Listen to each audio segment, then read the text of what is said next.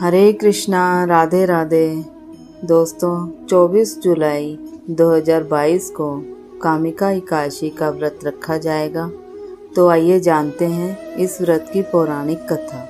श्रावण कृष्ण पक्ष में आने वाले इस एकादशी को कामिका एकादशी कहते हैं। कुंती पुत्र धर्मराज युधिष्ठिर के पूछने पर श्री कृष्ण भगवान ने यह कथा उन्हें बताई कि किस प्रकार एक बार स्वयं ब्रह्मा जी ने देवऋषि नारद से यह कथा कही थी। वही मैं आज तुमसे कहता हूँ।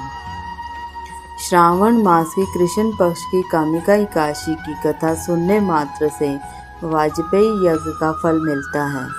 इस दिन शंख चक्र गदाधारी विष्णु भगवान का पूजन होता है, जिनके नाम श्रीधर, हरि विष्णु, माधव, मधुसूदन आदि हैं। उनकी पूजा करने से जो फल मिलता है सो सुनो। जो फल गंगा, काशी, नैमिषारण्य और पुष्कर स्नान से मिलता है वह विष्णु भगवान के पूजन से मिलता है। जो फल सूर्य व चंद्र ग्रहण पर कुरुक्षेत्र और काशी में स्नान करने से, समुद्र वन सहित पृथ्वी दान करने से, सिंह राशि के बृहस्पति में गोदावरी और गंडकी नदी में स्नान करने से भी प्राप्त नहीं होता, वह भगवान विष्णु के पूजन से प्राप्त होता है। जो मनुष्य श्रावण में भगवान का पूजन करते हैं उनसे देवता, गंधर्व और सूर्य आदि सब पूजित हो जाते हैं। अतः पापों से डरने वाले मनुष्यों को कामिका एकादशी का व्रत और विष्णु भगवान का पूजन अश्वमेघ करना चाहिए।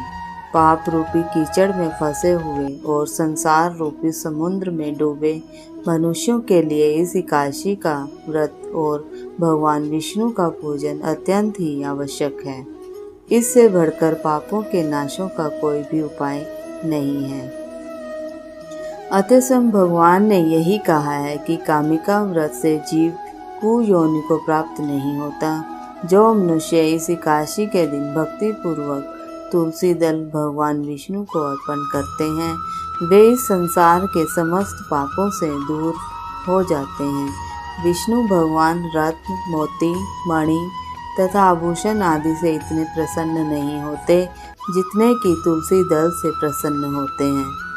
तुलसी दल पूजन का फल 4 भार चांदी और 4 भार स्वर्ण के दान के बराबर होता है। ब्रह्मा जी कहते हैं कि हे नारद, मैं स्वयं भगवान की अति प्रिय तुलसी को सदैव नमस्कार करता हूँ।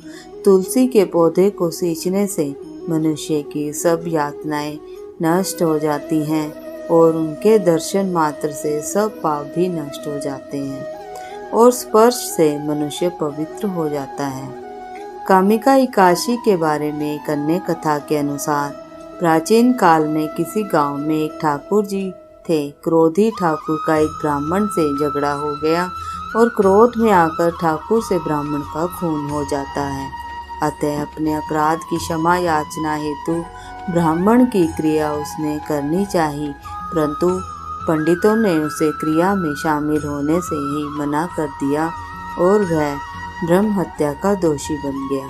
परिणाम स्वरूप ब्राह्मणों ने भोजन करने से इनकार कर दिया। तब उन्होंने एक मुनि से निवेदन किया कि हे भगवान, मेरा पाप कैसे दूर हो सकता है। इस पर मुनि ने उन्हें कामिका एकादशी व्रत की प्रेरणा दी। ठाकुर ने वैसा ही किया जैसा मुनि ने उसे करने को कहा था। जब रात्रि में भगवान की मूर्ति के पास वह शयन कर रहा था, तभी उसे स्वप्न में प्रभु दर्शन देकर उसके पापों को दूर करके उसे क्षमा दान दे देते हैं। कामिका एकादशी की रात्रि को दीपदान तथा जागरण के फल का महात्म्य चित्रगुप्त भी नहीं कर सकते।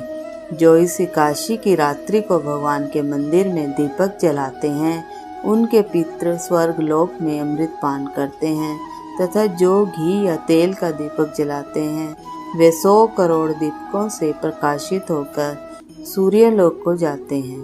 अतः कामिका एकादशी के व्रत का महात्म्य श्रद्धा से सुनने और पढ़ने वाला मनुष्य सभी पापों से मुक्त होकर विष्णु लोक को जाता है। ब्रह्म हत्या तथा भ्रूण हत्या आदि पापों को नष्ट करने वाली इस कामिका एकादशी का व्रत मनुष्य को यत्न के साथ ही करना चाहिए। श्रावण मास की कामिका एकादशी की कथा वाजपेयी यज्ञ का फल देने वाली मानी गई है। दोस्तों, आपको ये कथा कैसी लगी प्लीज़ कमेंट बॉक्स में लिख के ज़रूर बताएं और इस कथा को ज़्यादा से ज़्यादा शेयर करें और मेरे चैनल को सब्सक्राइब जरूर करें। तो चलिए मेरे साथ महामंत्र का उच्चारण करें। हरे कृष्णा कृष्णा कृष्णा हरे हरे, हरे राम राम राम हरे हरे।